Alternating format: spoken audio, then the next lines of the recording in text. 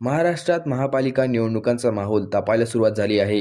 राज्यातील राजकारणाला नवे वळण देणाऱ्या या निवडणुकांची बिगुल वाजताच सर्वच प्रमुख पक्ष मैदानात उतरले आहेत. सत्ताधारी महायुती, विरोधी महाविकास आघाडी तसेच राज ठाकरे यांच्या मनसेकडून जोरदार तयारी सुरू आहे. 15 जानेवारी 2026 रोजी होणाऱ्या मतदानासाठी प्रत्येक पक्षाने आपापली रणनीती आखली आहे.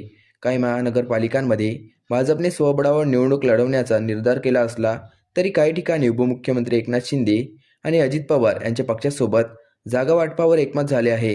मुंबई, पुणे, ठाणे, नाशिकसह राज्यातील अनेक मोठ्या शहरांमधील जागा वाटपाचे अंतिम चित्र आता स्पष्ट झाले असून त्यामुळे राजकीय हालचालींना वेग आला आहे.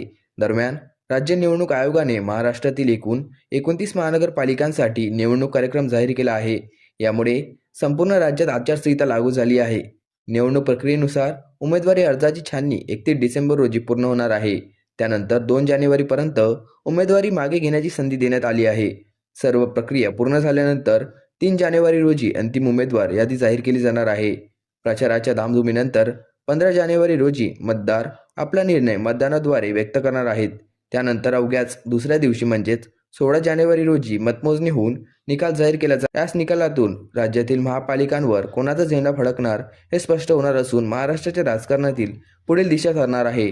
अशाच ताज्या बातम्या जाणून घेण्यासाठी न्यू महाराष्ट्र 24 न्यूजच्या यूट्यूब चॅनलला सबस्क्राईब करा. धन्यवाद.